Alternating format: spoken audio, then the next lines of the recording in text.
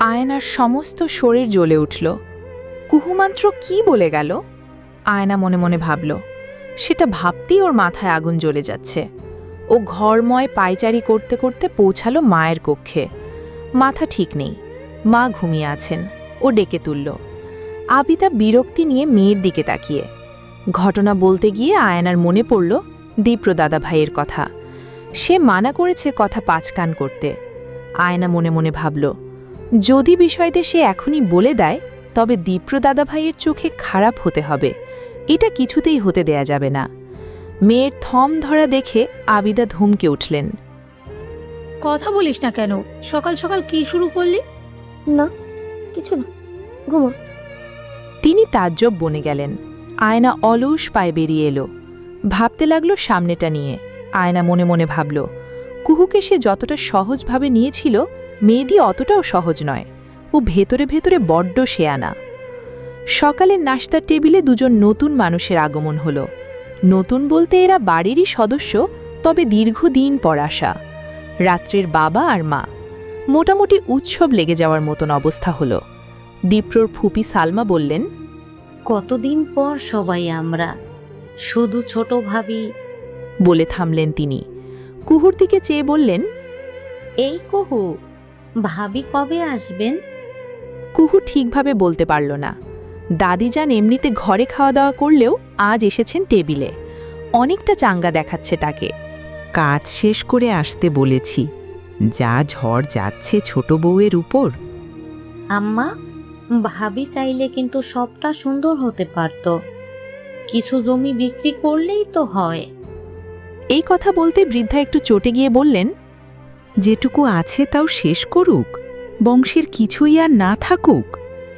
সালমা একটু দমে গেলেন। অতীতে ভাইরা যখন সম্পত্তি ভাগাভাগি করল তখন সেও ভাগ পেয়েছে।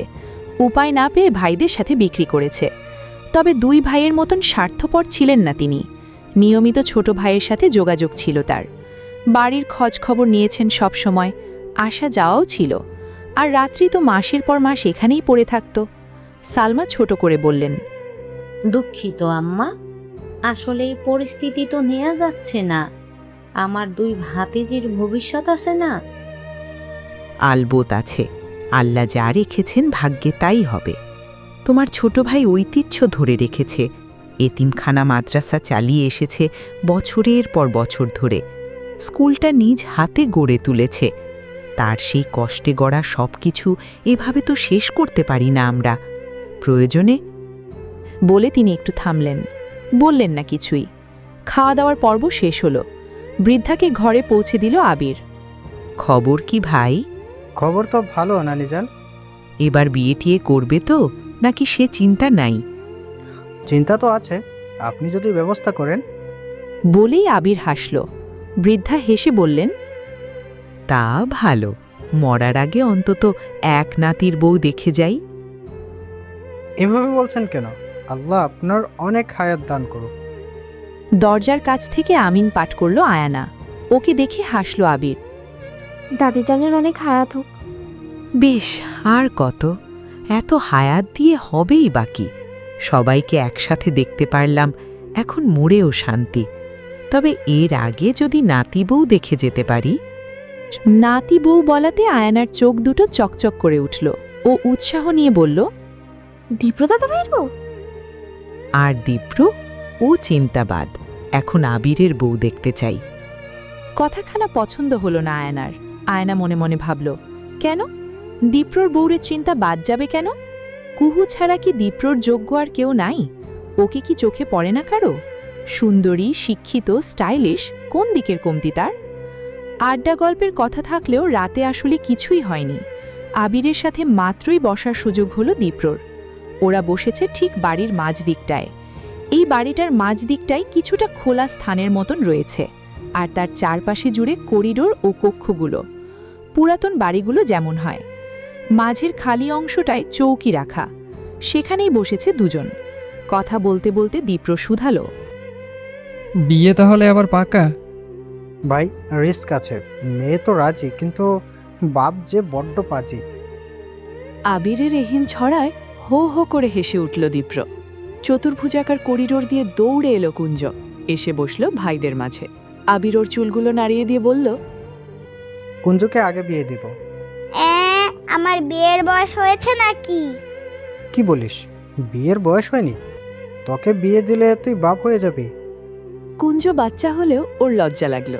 ও ছুটে পালালো। দীপ্র হাসল। কুঞ্জোর কথা বাদ, তোর বাপ হওয়ার সময় হয়েছে, বিয়েটা এবার কর। আবির কিছুটা হতাশ হলো। তার একটা প্রেমের সম্পর্ক আছে কয়েক গ্রাম পরে। কিন্তু সমস্যা হলো মেয়েটার বাবা ভীষণ কঠোর। জামাই নির্বাচনে তারা হাজারটা শর্ত রয়েছে। সেসব নিয়েই আবিরের যত ভয়। সারাদিনে একটা বাড়ির জন্যও দেখা হয়নি দীপ্র কুহুর। এবার হলো। কুহু তার গাছগুলোর পাশে বসা, হাঁটুতে গাল পেদে রাখা। দীপ্র শব্দহীনভাবে এসে দাঁড়ালো। কয়েক সেকেন্ড থেমে থেকে শুধল, ভার্সিটি যাসনি? না, কেন? ইচ্ছে করছে না। কেন? জানি না। দীপ্র থমকে রইল। ক্ষণকাল ওভাবেই গেল। ছোট করে শ্বাস ফেলে ছেলেটি বলল, যা হওয়ার তা তো হয়েছে কুহু, এবার তো সব ঠিক কর, পড়াশোনায় মন দে। কুহুর দু চোখ বেয়ে জল নেমে এলো। ও হাতের তালুতে মুছে নিয়ে বলল, এত দরদ কেন দেখাচ্ছেন? দরদ চেয়েছি আমি? দরদ দেখাচ্ছি না, আমি তোর ভালো চাই। খুব ভালো চেয়েছেন, এতই ভালো চেয়েছেন যে আজ আমার বন্ধুদের সাথেও সম্পর্ক শেষ করতে হলো আমায়। দীপ্র বিস্মিত হয়ে রইল। কুহুর খুব কান্না পাচ্ছে। কুহু মনে মনে ভাবল, চিৎকার করে কাঁদতে পারলে মনটা ভালো হতো। বন্ধুদের সাথে সম্পর্ক কেন শেষ করলি? আপনার জন্য, ওদের ভুলের কারণেই আপনার কাছে বিষয়গুলো গিয়েছে, আর আপনি সুযোগ নিয়ে আমায় অপদস্থ করলেন। আর এখন তো আয়ন আপু। কথা শেষ করল না কুহু। দীপ্র ভ্রু কুঞ্চিত করে বলল, আয়ানা কি করেছে? কিছু না। ও বলে দিয়েছে? না, তাহলে? আমার মাথা ব্যথা করছে, আপনার সাথে কথা না বলি আমি। বলে কুহু বসা থেকে উঠে গেল। ওর চুল খোপা করা ছিল আলগা করে। দ্রুত বসা থেকে উঠে যাওয়ায় আলগা খোপা আরও আলগা হয়ে গেল। পিঠময় ছড়িয়ে পড়ল ঝলমলে চুলগুলো। বসার ঘরে একটা চমৎকার আবহাওয়া চলছে। আয়ানা নিজ হাতে রান্না করেছে। তার রান্নার প্রতি ইদানিং খুব আগ্রহ দেখা যাচ্ছে। সবাই প্রশংসা করে চলেছে। কুহুকে দেখেই আয়ানা সেসবের মাত্রা বাড়িয়ে দিল। সবাইকে আরও তোষামত করে খেতে বলল। সালমা বললেন, খাচ্ছি তো, তুই বস আরাম করে। ঘেমে নেমে এত কিছু করেছিস? তোমাদের জন্য এটুকু করবো না ফুপি? তা করবি, বস এখন। টেনে বসিয়ে দিলেন তিনি। কুহু শুকনো ঢোক গিলল। ওর মনে পড়ল। কুহু মনে মনে ভাবল, একটা সময় খুব রান্নাবান্না করা হতো। বাবা স্কুল থেকে ফিরে সেসব টেস্ট করতেন, প্রশংসা করতেন। সেই দিনগুলো হারিয়ে গিয়েছে। এই কুহু, ডাকল আবির। কুহু ঘোর থেকে বেরিয়ে বলল, হ্যাঁ, সবাই খাচ্ছে, আয়ানা বানিয়েছে এসব, তুইও খা।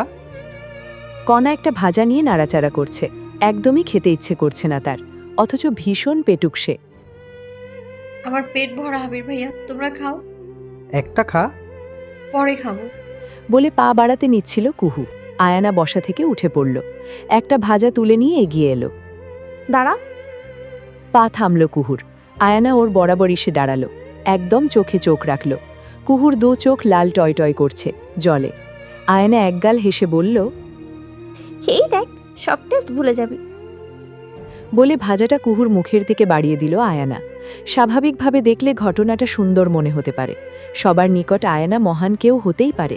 তবে কুহু আর আয়ানাই জানে এই ঘটনা সুন্দর নয়, একদমই নয়। আয়ানার তিরস্কার, সতর্কতা সব মিলিয়ে এই ঘটনা সুন্দর নয়। তুই খেলি কেন আপু? ওর মুখের ওপর ফালা উচিত ছিল। হিসিস করে বলে উঠল কণা।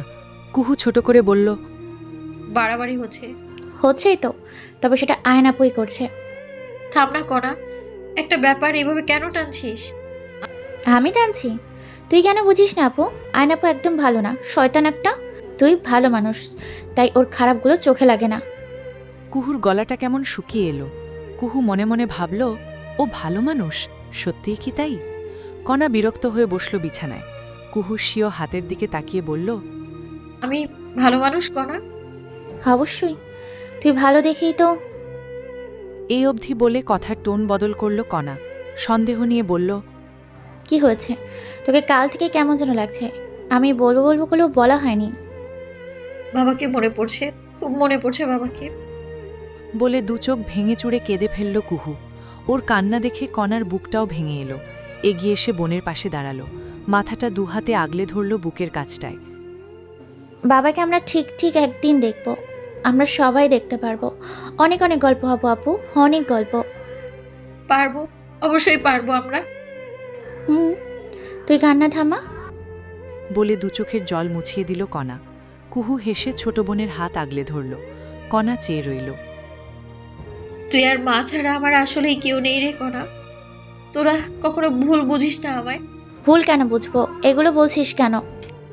এমনি বললাম, তোরা ছাড়া যে আমার কেউ নেই। আমরা তো কেউ নেই আপু, তুই আর মাই আছিস। দরজার কাছ থেকে দু বোনের এই দৃশ্যটি দেখলেন জেবা। ওনার ভেতরটা কেমন করে উঠল। নিজের ছেলের ওপর রাগ হলো। জেবা মনে মনে ভাবল, ছেলেটা বিয়ে ভেঙে দিয়ে মেয়ে দুটোকে আরও নিঃস্ব করে দিয়েছে। এখন বাকি কাউকেই ওরা আপন ভাবতে পারছে না। দীপ্র ট্রাউজারের পকেটে হাত রেখে জানালা দিয়ে তাকিয়েছিল। বাইরে থেকে চাঁদের এক ছটা আলো এসে পড়ছে ওর শরীরে। অমন সময় জেবা প্রবেশ করলেন। তুমি আসলেই খারাপ করেছো দীপ্র, অনেক খারাপ করেছো। আবার কি করলাম আমি? যা করার তো করেছই। বিয়েটা ভেঙে দিয়ে মেয়ে দুটোকে আরো অসহায় করে ফেলেছো। এটা যে কি করলে তুমি? ভুলটা বুঝতে পারছি মা, এখন কি করব? দীপ্রর কণ্ঠটা অসহায় শোনালো। জেবা মুখটা শুকনো রেখেই বললেন, এখন আর কি করার? কিছু করার নেই। তোমার চাচির মতের বদল হয়ে গেছে। সে এই ব্যাপারে অনেক কষ্ট পেয়েছে।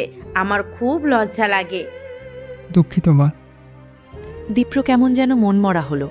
জেবা ছোট করে নিঃশ্বাস ফেলে বললেন, পালে সম্পর্কটা ঠিক করো।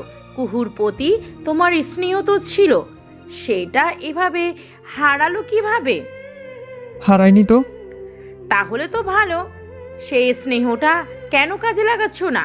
কুহুর ভালো মন্দ দেখো। তোমার চাচি না চাইলেও তুমি দেখবে, অধিকার দিয়েই দেখবে। এটা করতে হবে তোমায়। সব নষ্ট তুমি করেছো, ঠিক তুমিই করবে। মায়ের বলা কথাগুলো দীপ্রকে শক্তি দিল যেন। জেবা ছেলের দিকে এগিয়ে এসে বললেন, সম্পর্ক ঠিক করো। কুহু তোমার রক্তের, তুমি চাইলে সব সম্ভব। মনে রাখবে, রক্তের পাওয়ার অনেক বেশি। অসহায় হওয়া মুখটা একছোটা আলো এসে জমল। দীপ্র ভাঙ্গা সুরে ডাকল, মা। মা। তাকালেন। দীপ্র অনেকটা লম্বা। ও নিচু হল, মাকে জড়িয়ে ধরল একদম হুট করে। জেবা বিস্মিত হলেন। জেবা মনে মনে ভাবল, ছেলে বহুদিন হয় এভাবে জড়িয়ে ধরে না। মা, আমার খুব অসহায় লাগে মা। আমি আসলেই বুঝতে পারছিলাম না কি করা উচিত। ছেলের অসহায় অনুভূতিটা খুব করে বুঝলেন জেবা। তিনি আদরের হাতটা পিঠে বুলিয়ে বললেন, ভুল মানুষই করে, আর সেই ভুল ঠিকও মানুষই করে। তুমি পারবে, আমি জানি তুমি পারবে। আজ দুদিন পর ভার্সিটি এসেছে কুহু। ওকে দেখেই অদূর থেকে ছুটে এলো লাবিবা। শোন কুহু, প্লিজ শোন। কিছুই শোনার নেই লাবিবা। আমি সরি দোস্ত। সরিতে সবকিছু হয় না। তুই আমার থেকে শায়ারকে বেশি গুরুত্ব দিয়েছিস, আর সেই জন্যই আজ এই পরিস্থিতি। ভুল তো মানুষেরাই হয়, তুই আমায় ক্ষমা কর প্লিজ। আমি নিজেই তো ক্ষমা পাচ্ছি না। বলে কুহু তাকালো কষ্ট নিয়ে। লাবিবা এগিয়ে এসে ওর হাতটা চেপে ধরল। সরি দোস্ত, কসম যদি জানতাম এমন হবে তাহলে মরে গেলেও ওই শালা শায়রকে সাথে নিতাম না। আমি আসলে ভয় পাচ্ছিলাম। তুই পালানোর প্ল্যান করলি, আমি তোর সঙ্গে তো হলাম, কিন্তু তারপর কি করতাম এটা ভেবেই মনে হলো শায়র পারবে সাহায্য করতে। কিন্তু ও যে এভাবে আঘাত করে বসবে তা কি জানতাম? কুহুর গলাটা ধরে এলো। ও লাবিবার দিকে তাকালো, চোখ দুটো রক্তিম। শায়ারের একটা হুমকিতে আমার সব শেষ হয়ে গেল। আমি এতটা অসহায় হয়ে পড়লাম যে আজ আয়নাপু আমার কথায় কথায় হুমকি দিচ্ছে। আর দীপ্র ভাই, উনি তো মহান, আমায় একের পর এক দয়া দেখিয়ে যাচ্ছেন। আমি তো কখনো দয়া নিতে চাইনি লাবিবা। আমার বাবা তো আমায় দয়া নিতে শেখাননি রে। কুহু কেঁদে ফেলল। লাবিবা ওকে জাপটে ধরল। আমি সরি দোস্ত, দোষটা তো আমার না, তোর না, কপালের দোষ। তাছাড়া দীপ্র ভাই আগেই সবটা জেনেছিলেন, সেই জন্যই বিয়েটা ভেঙেছেন। মাঝে জেনে গেল আয়নাপু, এটা আমাকে আরো বেশি সমস্যা দিচ্ছে। তোর এই কাজিন সিস্টার খুব বাজে তো। সেভাবে আমি দীপ্র ভাইকে চাই। কি বলিস রে? চাইলে তো বিয়ে করেই ফেলতি, পালানোর প্ল্যান করতি না? জানি না, কোনোভাবেই এটা বোঝাতে পারছি না আমি তাকে। আসল কথা ও তোকে দেখতে পারে না, সেই জন্যই বাহানা করে। কুহু কিছু বলল না। অদূরে সায়েরকে দেখা যাচ্ছে। ও চট করেই চোখ দুটো মুছে নিল, মুখে আনল কঠোর ভঙ্গি। কয়েকটা দিন কিভাবে যেন কেটে গেল। এপ্রিল শেষ হয়ে এখন চলছে মে। সকাল সকাল গাছে পানি দিচ্ছিল কুহু। আলগোছে দীপ্র এসে দাঁড়ালো। মানুষটার উপস্থিতি বুঝতে পেরে কুহু বলল, কিছু বলবেন? হুম। ওঠে দাঁড়ালো কুহু। পানির মগখানা বালতিতে রেখে বলল, বলুন। আয়না সমস্যা করছে? না, আমার চোখে ধরা পড়েছে। মিথ্যে বলছিস কেন? আপনাকে সমস্যা দিতে চাচ্ছি না। হুট করে কেন মনে হলো আমাকে সমস্যা দিচ্ছিস? কুহু জবাব দিল না। দীপ্র চোখ মুখ শক্ত করে বলল, তোর সমস্যাটা কি? আমার সমস্যা আমি নিজেই। আমার জন্য সব এলোমেলো হয়ে গেছে। আমি দোষ করেছি, দোষী তো আমিই দোষ করেছি। দোষ করেও আপনাকে দোষারোপ করি আমি। এখন কি করব বলেন? মরে যাব, এটাই বাকি। আর নিতে পারছি না আমি। বলে কুহু পা বাড়িয়ে চলে গেল বাড়ির ভেতর। একটু দূরেই দাঁড়িয়েছিল রাত্রি। ও এসে দাঁড়ালো, থমথমে মুখশ্রী। দীপ্র মনে মনে ভাবল, ওর কি হয়েছে? রাত্রি কিছুটা আমতা আমতা করে বলল, আমি বকা দিয়েছি দীপ্র ভাই, ওর মাথায় কি চলে বুঝতে পারি না। সারাক্ষণ তোমাকে দোষ দেয়, অথচ দোষ তো ও নিজেই করেছে। একটা বিষয় মানতে পারে না বিয়ে ভাঙাটা, অথচ ও নিজেই বিয়ে ভাঙতো। ও এক কথাতেই থাকে, কেন তাকে অপমান করা হলো, কিন্তু ও অন্যকে অপমান ঠিকই করতে পারবে, এটা কেমন যুক্তি? রাগ লাগছিল, বকে দিয়েছি। দীপ্র কিছু বলল না। কয়েক সেকেন্ড সময় নিয়ে দম ফেলল। রাত্রিই বলল, আমার ইদারিং কিছুই ভালো লাগছে না। কি হচ্ছে দীপ্র ভাই? কুহু এখনো চাচার মৃত্যুটা মেনে নিতে পারেনি। ওর মনে হয় আমরা সবকিছু লোক দেখানো করছি, বিশেষ করে আমি। অথচ তাই বলে এভাবে তোমাকে দোষ দেবে? জানি না, ঘুরে ফিরে আমারই দোষ হচ্ছে। ওর সাথে কি একটু খোলামেলা কথা বলা উচিত? দয়া দয়া বলে মাথাটা খেয়ে নিচ্ছে। আমি কখনোই কিছু দয়া থেকে করিনি, বরং ওর ভালো চেয়েছি। মাঝে একটা ভুল করেছি, বিয়েটা আগে না ভেঙে একদম শেষ সময়ে ভেঙে। ওটার জন্য আরও সব এলোমেলো হলো। দীপ্র এবার একটু থামল, চাহিল রাত্রির দিকে, বলল, তুই বল, ওর সাথে কি কথা বলা উচিত, তাই না? দীপ্রর কণ্ঠটা বেশ অসহায় লাগল। রাত্রি কিছু বলার আগেই গাড়ির হর্ন বেজে উঠল। ওরা দেখল ছোট চাচি ফিরেছেন। মামি কেমন আছো? এগিয়ে গেল রাত্রি। এলো দীপ্র। ববিতা মলিন মুখে বলল, ভালো আছি রে, তোরা কেমন আছিস? ভালো। হাতের ব্যাগগুলো দাও। বলতেই রাত্রিকে থামিয়ে দীপ্র বলল, আমি নিচ্ছি। ব্যাগগুলো তুলে নিল দীপ্র, তবে মুখে কোনো কথা বলল না। ববিতাও আর কিছু বললেন না। ছোট ছোট পায়ে বাড়ির ভেতর প্রবেশ করলেন ববিতা। মাকে দেখে এক প্রকার কেঁদেই ফেলল কণা। জড়িয়ে ধরে রইল অনেকক্ষণ। কুহু চাইল, কিন্তু পারল না জড়িয়ে ধরতে।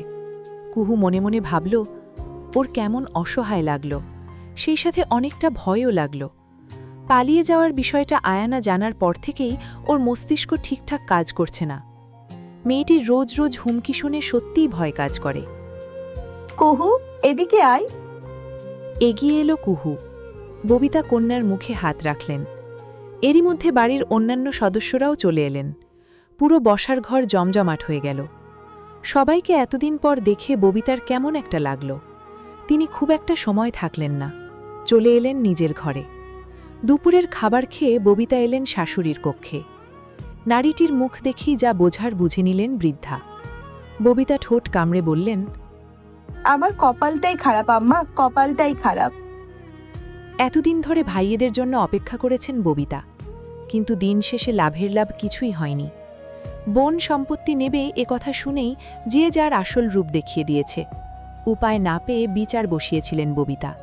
বৃদ্ধা ছোট করে নিঃশ্বাস ফেললেন। কান্নাকাটি করিও না ছোট বউ, আল্লাহ যা রেখেছেন কপালে। আমার সাথেই সবসময় এমন কেন হয় আম্মা? আমার ভাইয়েরা এতদিন তো সম্পত্তি নেওয়ার কথাই বলেনি, বিপদে পড়েই তো গিয়েছিলাম। কান্নাকাটি করিও না, বিপদ একটা সময় পর কেটে যাবে। তা কেটে যাবে আম্মা, কিন্তু ভাইদের সাথে সম্পর্ক আর ঠিক হবে না। তারা ধরেই নিয়েছিল এ বাড়ির বউরা সাধারণভাবেই বাবার বাড়ির সম্পত্তি আনে না, তাই আমিও সেই প্রক্রিয়ায় আটকে থাকবো। আর তারা নিজেদের ভাগ বৃদ্ধি করবে। দিন শেষে সবাই কি স্বার্থপর আম্মা? ববিতার বুক ভেঙে কান্না এলো। সম্পত্তি বিক্রি করে আসার পাশাপাশি সমস্ত সম্পর্কও শেষ করতে হয়েছে। ভাইয়েরা সরাসরি বলেছেন সব সম্পর্ক শেষ। অনেকগুলো টাকা জমা দিল কুহু। সে বরাবরই ভালো স্টুডেন্ট। কুহু মনে মনে ভাবল, এমন না পাবলিকে পড়তে পারত না, অবশ্যই পারত, কিন্তু রাজনীতির মুখোমুখি না পড়তে হয় যেন, সেই জন্যেই বাবা ভর্তি করালেন প্রাইভেটে। বাবা বেঁচে থাকাকালীন সমস্যা হতো না, কষ্ট করে হলেও বাবা সব জমা করে দিতেন। তার চলে যাওয়ার পরই এতগুলো বকেয়া হলো। খুব খারাপ লাগলো কুহুর। ও বাড়ি ফিরেই মায়ের কাছে এলো। নারীটি তখন বসে বসে হিসাব করে নিচ্ছিলেন। এসেছিস কুহু? বস, একটা বিষয় নিয়ে আলোচনা করতে চাচ্ছি। ববিতার অপর পাশেই বসল কুহু। মা বললেন, টাকা যা পেয়েছি বসে খেলে কিছুই থাকবে না। আমি কোনো একটা ব্যবসা করার কথা ভাবছিলাম। তেমনটা হলে তো ভালো হয় মা, কিন্তু তুমি পারবো না ভাবছিস? সেভাবে বলতে চাইনি মা। না, বুঝতে পেরেছি। শোন, বিপদে পড়লে কত কিছু করতে হয়, আর সফলতাও আসে, কিন্তু কি নিয়ে কাজ করব সেটাই ভাবছি। সেলাইয়ে কাজ তো পারি, এটা দিয়ে কিছু একটা। কণা পাশেই বসা ছিল।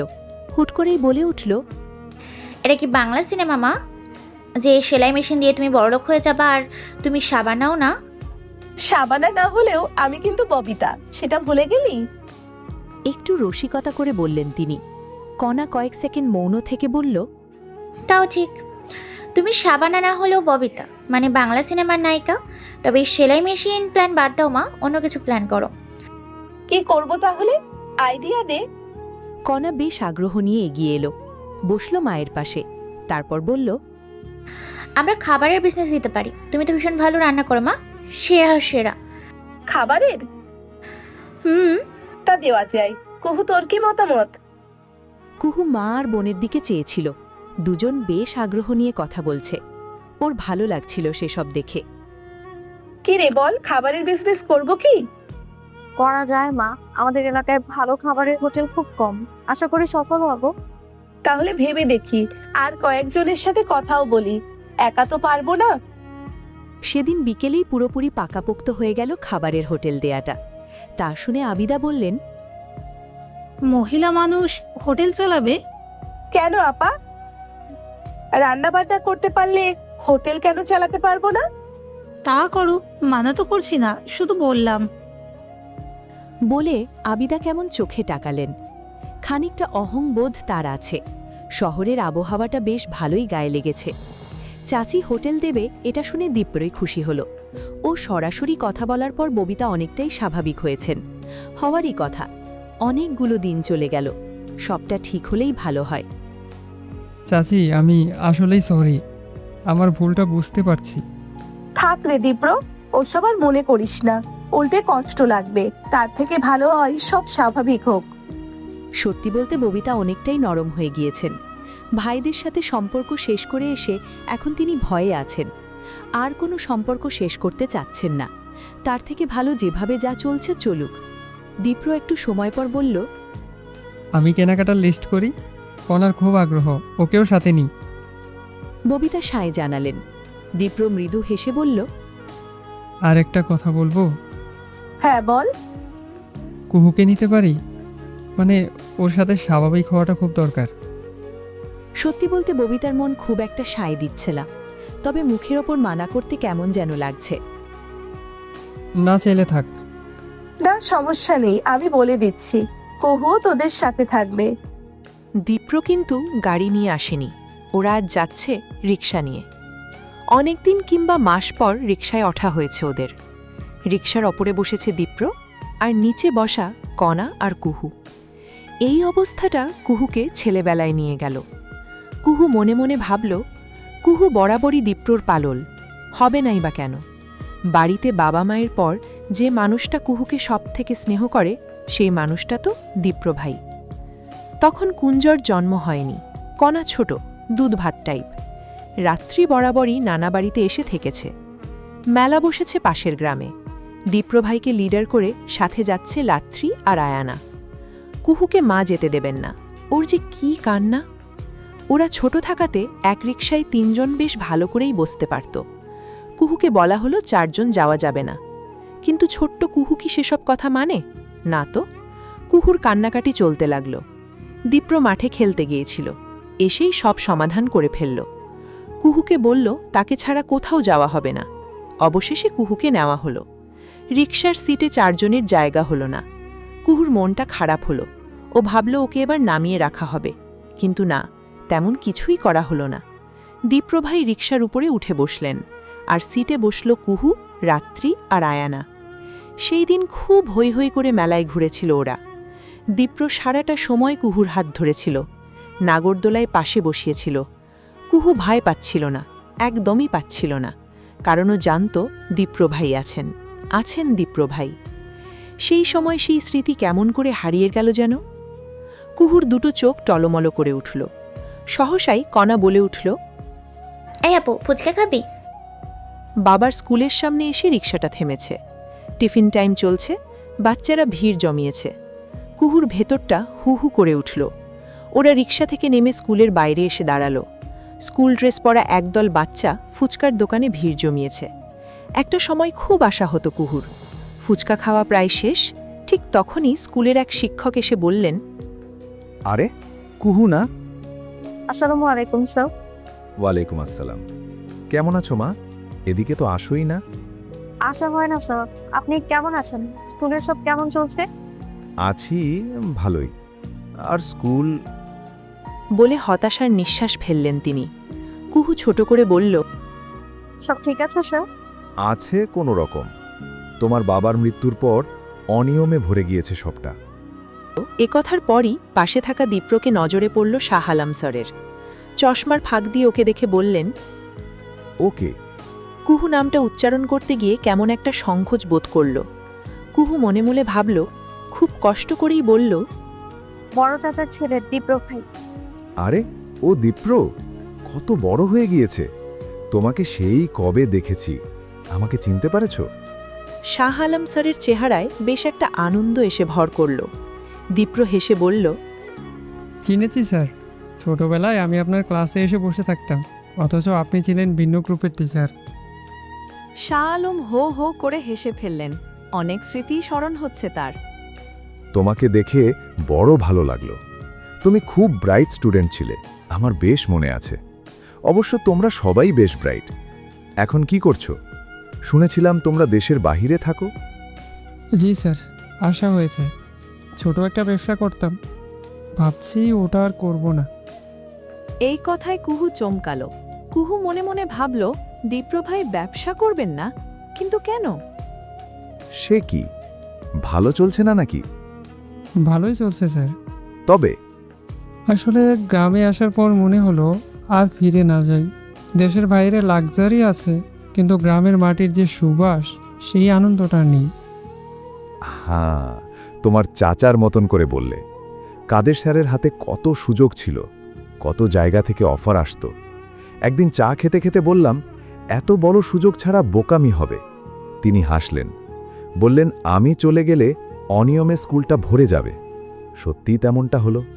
তার চলে যাওয়ার পর সবটা অনিয়মে ভরে গেল, যে যার মতন লুটে খাচ্ছে। শাহ আলম টানা কথাগুলো বললেন, তারপর আবার বললেন, যাই হোক, তোমাদের দেখে ভালো লাগলো। একদিন তোমরা আমার বাড়িতে এসো, ডাল ভাতের দাওয়াত রইল। ধন্যবাদ স্যার, নিশ্চয়ই যাব। আপনিও যাবেন? যাব। বলে বিদায় নিলেন শাহ আলম স্যার। কুহু একটা ঘোরের মধ্যে ডুবে গিয়েছিল। কুহু মনে মনে ভাবল, ওর একটাই প্রশ্ন, দীপ্রভাই আসলেই গ্রামে থেকে যাবেন? হোটেলের জন্য প্রয়োজনীয় যে সকল জিনিসপত্র আছে তার অনেকটাই কেনাকাটা হলো আজ। সব জিনিসপত্র ভ্যানে তুলে দিতেই কণা বলল, অবশ্যই ভ্যানে করে যাব, অনেকদিন হলো ভ্যানে যাই না। একজনের বসার মতন জায়গা ছিল, দীপ্রই যেত। তবে কণা ইচ্ছে করেই বিষয়টি ঘটালো। দীপ্র কিংবা কুহু দুজনেই বিষয়টা ধরতে পারল। কুহুর বাধা দেওয়ার কথা থাকলেও ও আজ বাধা দিল না। এর কারণ দীপ্রভাইকে একটা প্রশ্ন করার আছে, যা কণার সামনে করতে পারছিল না।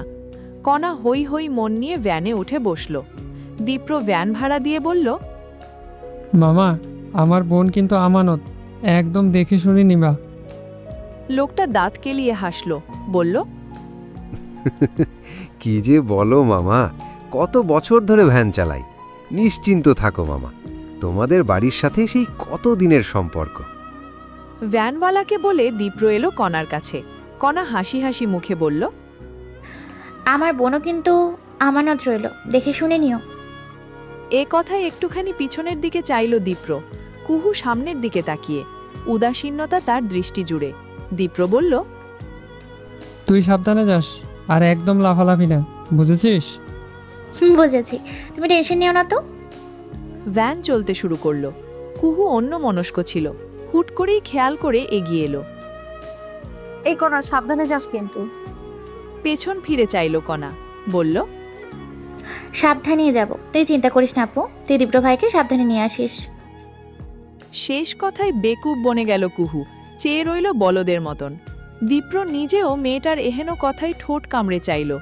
দীপ্র মনে মনে ভাবল, কণাটা বেশ দুষ্টু আছে, বেশ গরম পড়েছে, রিকশার জন্য অপেক্ষা করছে ওরা। বাজারের দিকটায় লোকের ভিড় খুব, এদিকে রিকশা আসতেই চাইছে না, গরমে ঘেমে মেমে অবস্থা খারাপ।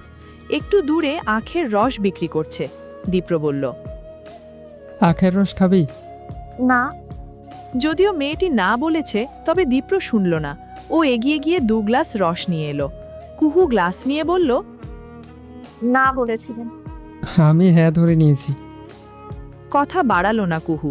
কুহু মনে মনে ভাবল, গরমে মনটা ঠান্ডা রসের জন্য আনচানি করছিল। ও এক নিঃশ্বাসে পান করল।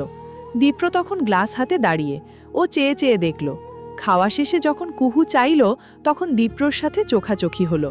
ও একটু লজ্জাই পেল, গ্লাস ফিরিয়ে দিয়ে বলল, গ্রামে কেন থাকতে চাচ্ছেন? আপনার ব্যবসার খুব প্রশংসা শুনেছি। গ্রামে আলাদা শান্তি আছে। বিদেশে তার থেকে বেশি শান্তি না? গ্রামে তো কিছুই নেই, দুঃখ আর দুঃখ। যদি তেমনই হয়, দুঃখকেই আপন করব না হয়। এ কথায় কুহু একদম চুপ হয়ে গেল, একটা কথাও বলতে পারল না। দীপ্র রিকশা ডেকে আনলো, গ্লাস ফিরিয়ে দিয়ে এসে বলল, উঠে বস।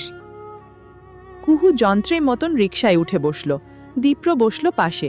বেখেয়ালে মেয়েটির ওড়নার এক পাশ একদম চাকার দিকে নুয়ে পড়েছিল। দীপ্র চট করেই তা উঠিয়ে ধরল। বিষয়টি বুঝতে পেরে কুহু নিজেও ধ্যানে ফিরে এলো। কুহু মনে মনে ভাবল, আজকাল একটু বেশি ঘোরে ডুবে যাচ্ছে সে। কদিনেই হোটেলের সব আয়োজন শেষ করে ফেলা হয়েছে। সবাই মিলেমিশে করায় এতটা দ্রুত সব সম্ভব হয়েছে। 2 দিন পরই হোটেলের উদ্বোধন।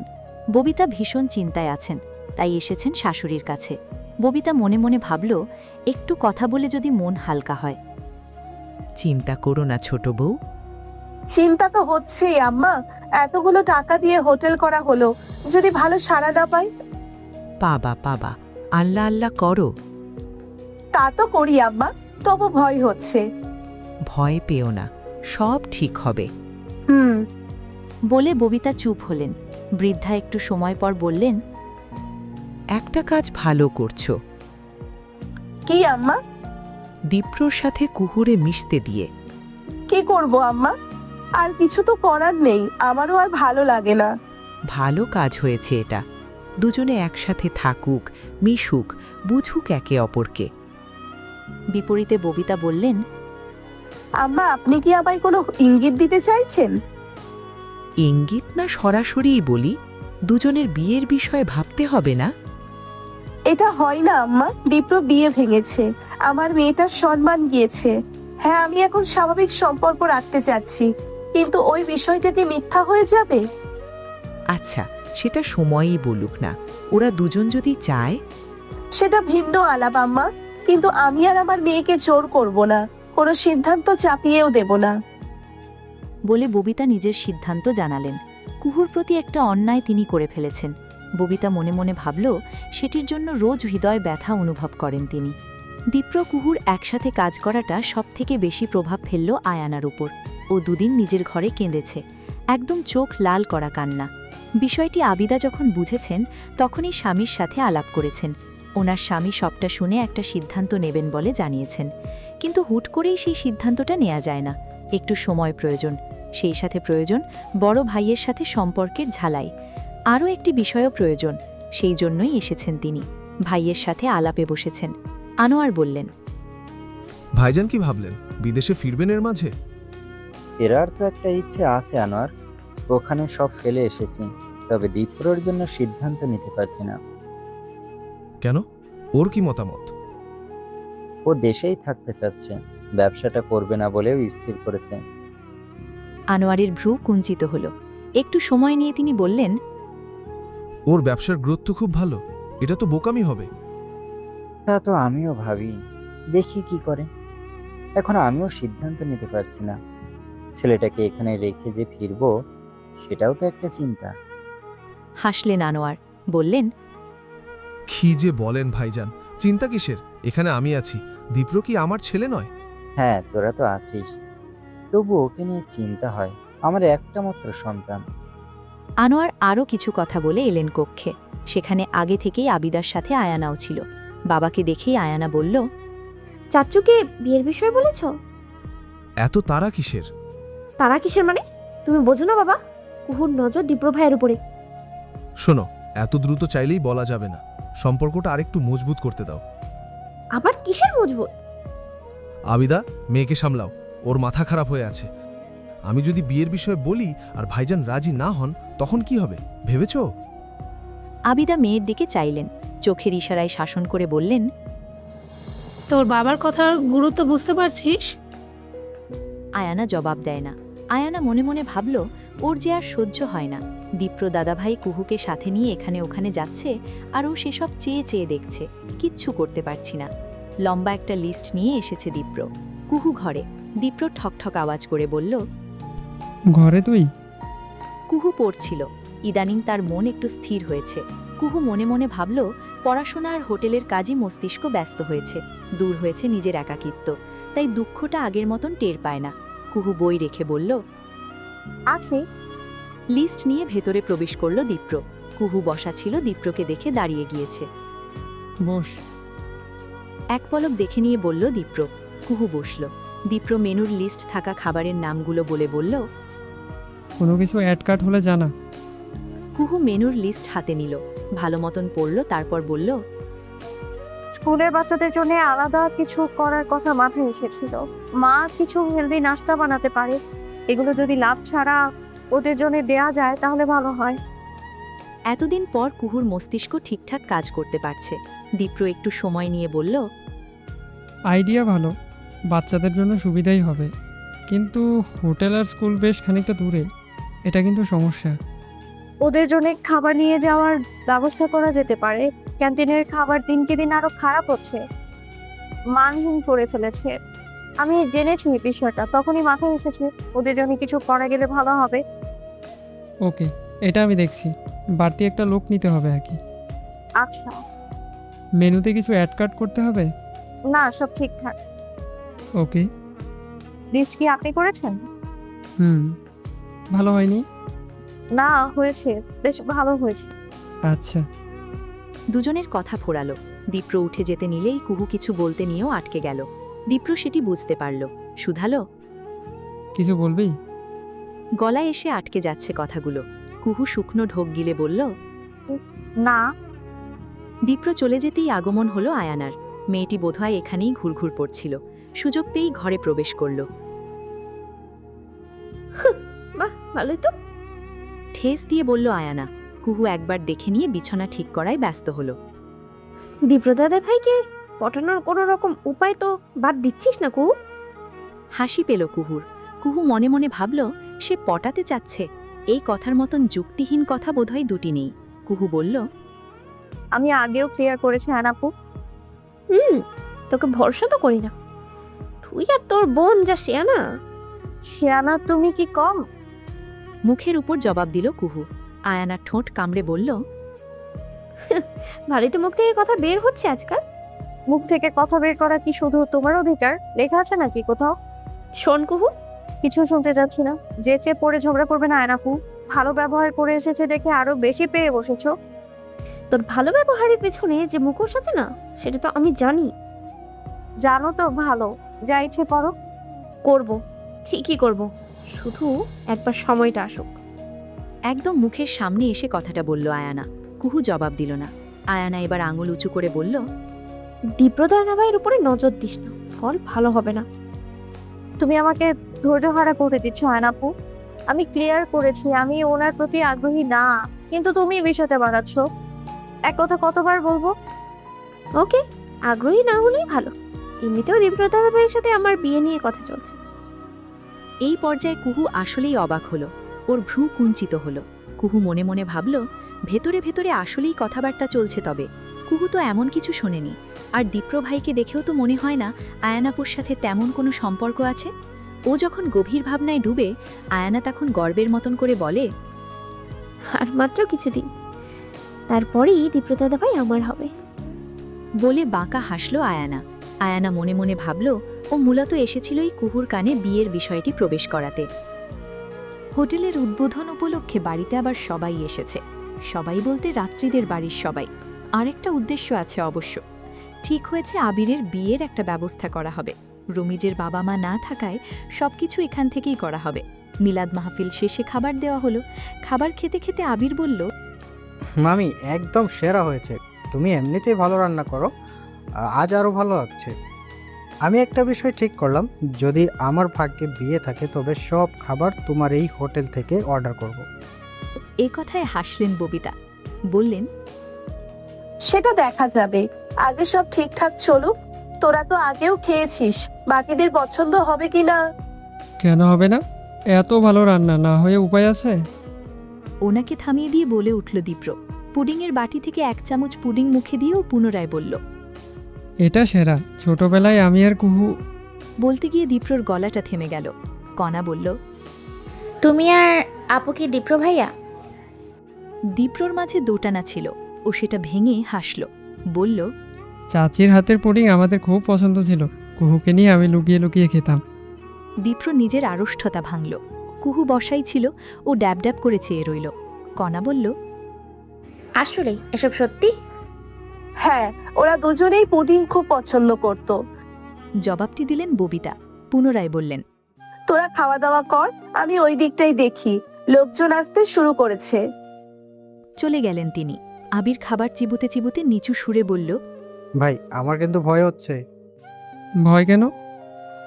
পরশু ওদের বাসায় যাব, ওর বাপ যদি ঝামেলা করে। ঝামেলা করবে না, আর করলে আমরা আছি না। কি করব? মেয়ে ভাগিয়ে আনবো? দরকার পড়লে সেটাই করব। বলে পিঠ চাপড়ে দিল দীপ্র। আবির ছোট করে নিঃশ্বাস ফেলল। ওদের কথোপকথনের মাঝেই রিকশা এসে থামল। রাত্রি আর কুহু চলে গেল স্কুলের বাচ্চাদের জন্য খাবার নিয়ে। আজ ওদের জন্য ফ্রি খাবারের আয়োজন করা হয়েছে। কুহু মনে মনে ভাবল, নিশ্চয়ই বাচ্চারা অনেকদিন পর টিফিনে তৃপ্তি নিয়ে খাবে। আদতে সবটা সহজ মনে হলেও সবটা সহজ নয়। গতকাল সবাই থাকায় ববিতা বিষয়গুলো সেভাবে ধরতে পারেননি। আজ মনে হলো মাথার ওপর আকাশ ভেঙে পড়েছে। কুহুকে যেতে হয়েছে ভার্সিটি। কণাটার শরীর ভালো না। গতকাল কাজ করে আজই অসুস্থ হয়ে পড়েছে। তিনি যখন সব সামলে দিয়ে এসে ক্লান্ত হয়ে বসলেন, জেবা বললেন, খুব চাপ লাগলে করিও না। উপায় নেই আপা, করতেই হবে। আর কদিন পর সামলে উঠবো, এখন একটু সমস্যা হচ্ছে। বুঝতে পারছি, জানি তুমি পারবে। বলে বসলেন জেবা। ববিতা মনে মনে ভাবল, এই মুহূর্তে ববিতার দরকার একটু ভরসা। এই ভরসাই তাকে অনেকটা দূরে নিয়ে যাবে। দেখতে দেখতে 4টে দিন চলে গেল। এরই মধ্যে বাড়ির বড়রা গিয়ে আবিরের বউ দেখে এসেছে। আবিরের যে ভয়টা ছিল, সেই ভয়টা এখন আর নেই। বিয়ের কথা অনেকটাই ফাইনাল হয়ে এসেছে। এখন দিন তারিখ দিয়ে এলেই হলো। এরই মধ্যে সকাল সকাল ঘটল আরেক ঘটনা। কুহু আর রাত্রি যখন বাগানে পানি দিচ্ছিল, তখনই বাড়ির বাইরে একটা গাড়ি এসে থামল। গাড়ি থেকে বের হয়ে এলো একটি সুদর্শন পুরুষ, আর পুরুষটির নাম অরণ্য। এ আবার কে? দীপ্র ভাইয়ের বন্ধু অরণ্য ভাইয়া। একে আগে দেখেনি কুহু। ও চেয়ে রইল। বাড়ির ভেতর থেকে বেরিয়ে এসেছে দীপ্র। এসেই অরণ্যকে জড়িয়ে ধরল। দুই বন্ধুর জড়িয়ে ধরা দৃশ্যটি দেখে নিয়ে কুহু বলল, উনি হঠাৎ এখানে? জানি না তো, আমি ভেতরে যাই কুহু, তুই থাক। বলে দ্রুত পা চালিয়ে চলে গেল রাত্রি। কুহু কয়েক সেকেন্ড চেয়ে রইল। সহসাই অরণ্য দৃষ্টি পড়ল এদিকে।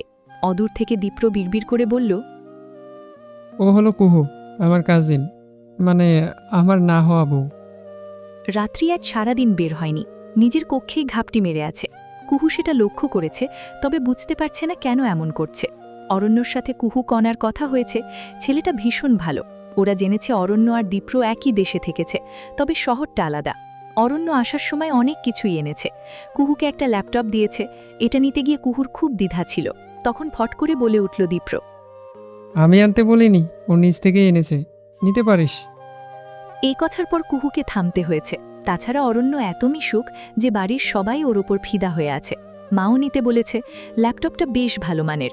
কুহু মনে মনে ভাবল কুহুর আসলেই কাজে লাগবে। শেষবার ল্যাপটপ কেনার জন্য ও টাকা জমাচ্ছিল, কিন্তু কেনা হয়নি আর। কুহু মনে মনে খুশি হয়েছে। টুকটাক কাজ সে পারে। কতক্ষণ ল্যাপটপ নিয়ে ঘাটাঘাটি করতেই কণা এসে হাজির। ও দাঁত কেলিয়ে আসতেই কুহু বলল, বুঝেছি। একটা মুভি দেখবো আপু, একটাই। আচ্ছা দেখ, তবে উল্টাপাল্টা কিছু করিস না আবার। আরে না, আমি কি গর্ধব নাকি? টুকটাক আইডিয়া আছে। কুহু ওর কাছে ল্যাপটপ রেখে এলো রাত্রির ঘরে।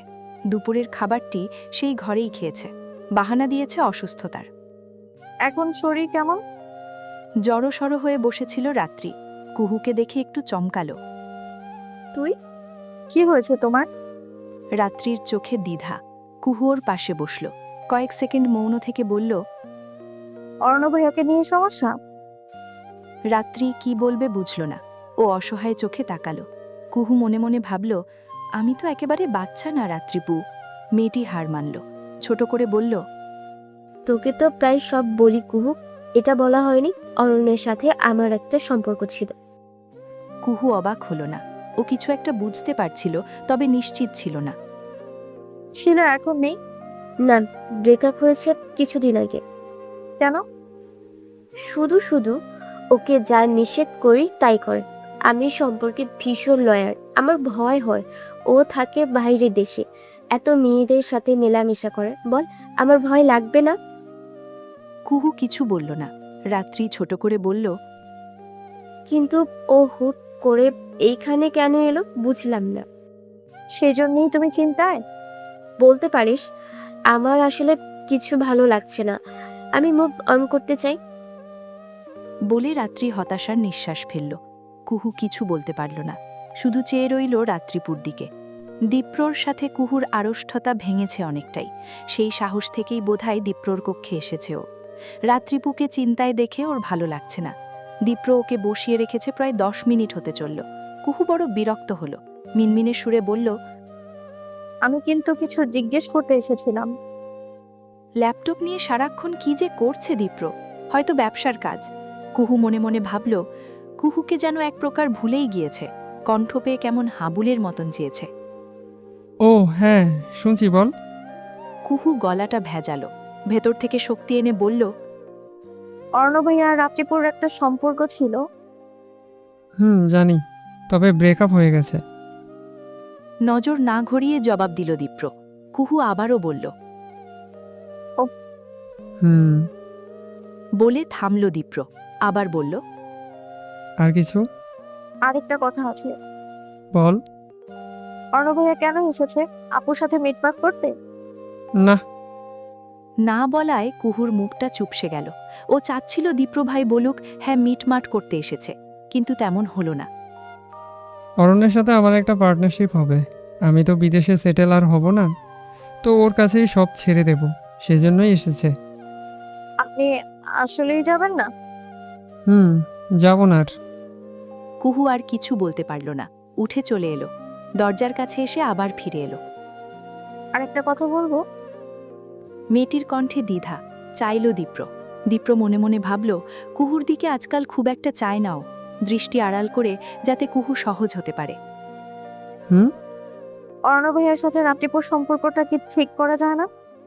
কয়েক সেকেন্ড মৌন থেকে দীপ্র বললে, সেটা হলে আমি খুশি হতাম, কিন্তু ওরা নিজ থেকে না চাইলে তো সম্ভব না। সেটাও ঠিক। বলে মন খারাপ করে যেতে নিচ্ছিল, কুহু ডেকে উঠল। শোন। পেছন ফিরল কুহু। দীপ্র বসা থেকে উঠে এসে ওর কাছাকাছি হলো। কি? ওদের মেলানোর চেষ্টা করা যেতেই পারে। আমি অরণ্যকে আবিরের বিয়ের বাহানায় আটকে রাখবো। এর মধ্যেই যা করার করতে হবে। তুই সাহায্য করতে পারবি? হ্যাঁ, পারবো। ওকে, তাহলে ওই কথাই রইল। আমি দেখি অরণ্যের মনে কি চলে, তারপর আলোচনা করব। আচ্ছা। হুম। বলে মৌন হলো দীপ্র। কুহুও চুপ, তবে মেয়েটি চলে না গিয়ে দাঁড়িয়ে আছে। দীপ্র ভ্রু নাচিয়ে শুধালো, আর কিছু বলবি? হুম। বলে দৃষ্টি ফেরালো কুহু। দ্বিধা ভেঙে ছোট করে বলে, থ্যাংক ইউ। হঠাৎ? হঠাৎ না তো। তাহলে? আমি অনেক ক্ষেত্রেই ভুল ছিলাম, কিন্তু আপনাকে দোষ দিয়েছি, ওটা ভুল বুঝতে পেরেই বললাম আর কি। আচ্ছা। কিন্তু আরেকটা কথা, কি? আমি এখনো আমার কথায় অটল। আপনি আমাকে অপদস্থ করেছেন, ওটা ভুলবো না আমি। পুরো ব্যাপারটাই এই একটা কথায় ঘেঁটে দিল কুহু। দীপ্র হতাশ হয়ে বলল, সেজন্য আমি কিন্তু সরি বলেছি কুহু। বলেছেন, কিন্তু আমি কেন যেন মানতে পারি না। সহজ স্বীকারোক্তি ওর। দীপ্র ছোট করে বলল, সময়কে সময় দিলে সব ঠিক হয়ে যাবে। আর আমরা দুজনে তো একটা মিউচুয়াল সিদ্ধান্ত নিয়েছি, তাই না, স্বাভাবিক করার। সেদিন দীপ্র সরাসরি বলেছে সবটা স্বাভাবিক করতে হবে। কুহুর ভেতর থেকেও একটা সায় ছিল, কারণ তার ভুলগুলো দৃশ্যমান। তাছাড়া কুহু মনে মনে ভাবল, নিজের ভেতরে একটা ভয়ও কাজ করে। বিষয়টা জানাজানি হলে সত্যি মুখ পাবে না কুহু। সেসব ভেবে ছোট করে নিঃশ্বাস ফেলতেই হনহনিয়ে প্রবেশ করল আয়ানা। ওদের দুজনকে দেখে ভ্রু কুঞ্চিত করল। আয়ানা, বলল দীপ্র। মেয়েটির মুখশ্রী আকাশের সবটুকু মেঘ ধরে রেখেছে যেন। দীপ্র চেহারা একটা কঠিন ভাব এনে বলল, নক করে আসতে হয়, জানিস না? একটা অপমান মেয়েটিকে সপাটে চড় বসালো। ও ঠোঁট কামড়ে বলল, সরি। দীপ্র বুঝল আয়ানা কষ্ট পেয়েছে, তাই নরম হলো। কিছু বলবি? খাবার খাওয়ার জন্য ডাকতে এসেছিলাম। আচ্ছা, আসছি, তুই যা। হুম। বলে চলে গেল আয়ানা। ওর যাওয়ার পানে চেয়ে কুহু চিন্তায় পড়ল। কুহু মনে মনে ভাবল, আয়ানা আপু এই রাগ তার উপর না উঠালেই হলো। রাত্রিকে রাতের খাবারে আসতে হয়েছে। বাড়িতে এত মানুষ যে এক টেবিলে জায়গা হচ্ছে না। শেষমেশ ঠিক হলো, ওদের বাড়ির মাঝে যে বাঁধাই করা উঠানের মতন জায়গা আছে, ওখানেই মাদুর বিছিয়ে খাওয়া দাওয়া হবে। কুহু মনে মনে ভাবল, ছোটবেলায় বাচ্চাদের এভাবেই বসিয়ে খাওয়াতো। বিষয়টা বেশ মজাদারও। কুঞ্জ হৈ হৈ করে মাদুর নিয়ে এলো। কণা মাদুর বিছিয়ে দিল। আমি আগে বসবো বলে লাফিয়ে বসে পড়ল কুঞ্জ। আবিদা ছেলেকে শাসনের মতন করে বললেন, খাওয়ার সময় এভাবে ছুটোছুটি না কুঞ্জ, ভদ্র হয়ে থাকো। আমি তো ভদ্রই। ভদ্র না বলো কনাপু? হুম। বাড়ির নারী সদস্যরা খাবার এনে রাখছেন। উঠানের একপাশে কতগুলো বেঞ্চের মতন রাখা। ওখানেই বসে আছে রাত্রি আর কুহু। রাত্রির বুকের ভেতর কেমন ধিমধিম করছে। রাত্রিপু, বল কুহু। রাত্রি যেন ক্লান্ত, তাকে বিষণ্ণতা চেপে ধরে আছে। কুহু ভনিতা ছাড়াই বলল, তুমি কি সবটা স্বাভাবিক করতে চাও? না রে কুহু, ওর সাথে আমি সুখী হব না। ও আমাকে আসলে ভালোই বাসে না। ভালোবাসলে আমি ব্রেকআপ করার পর ঠিকই খোঁজ নিত, কিন্তু নিল না। খুব ইগো বেয়াদবটার। জবাবে কিছু বলতে নিচ্ছিল কুহু, তবে ওকে আটকে দিল অরণ্য আর দীপ্রর আগমন। আবির আগে থেকেই উপস্থিত আছে। দীপ্র আর অরণ্য ওর সাথে গিয়ে বসল। জিবা প্লেট এনে দিয়ে রাত্রি আর কুহুকে উদ্দেশ্য করে বললেন, কিরে তোরা আয়। ওদেরকেও এবার উঠতে হবে। আয়ানা একটু আগেই এখানে এসে বসেছে। ওর পাশ ধরেই বসল রাত্রি আর কুহু। কণা বসেছে অন্য দিকটায়, কুঞ্জকে সাথে নিয়ে। এই রাত্রে কুহু, একটু তোরা খাবার বেড়ে দে তো, আমি ওদিকে যাই, বসে আছে সবাই। বললেন ববিতা। সারাদিন হোটেল সামলে এখন সংসারেও তিনি ঘোড়ার মতন দৌড়াচ্ছেন। মায়ের এমন গতি কুহুকে অবাক করে। কুহু মনে মনে ভাবল, তিনি না থাকলে সত্যি ভেসে যেতে হতো। কুহু আর রাত্রি উঠে গিয়ে খাবার পরিবেশন করতে লাগল। তবে বিপত্তি হল অরণ্যর বেলায়। খাবারের বাটি কুহুর হাতে ধরিয়ে দিয়ে রাত্রি বলল, তুই দে তো, আমি পানি নিয়ে আসছি। পানির জগ নিয়ে উঠে গেল রাত্রি। অরণ্য স্বাভাবিকভাবেই বসেছিল, কথা বলছিল দীপ্র আর আবিরের সাথে। রাত্রির কণ্ঠ পেয়ে ফট করে নজর ফেরাল, যদিও পুরোপুরি দেখতে পেল না।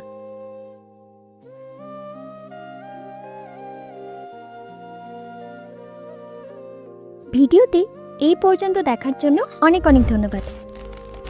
আজকের পর্বটি ভালো লাগলে লাইক দিয়ে একটি সুন্দর কমেন্ট করে যাবেন। আপনাদের সাপোর্ট পেলে নতুন নতুন গল্প দিতে খুব ভালো লাগে।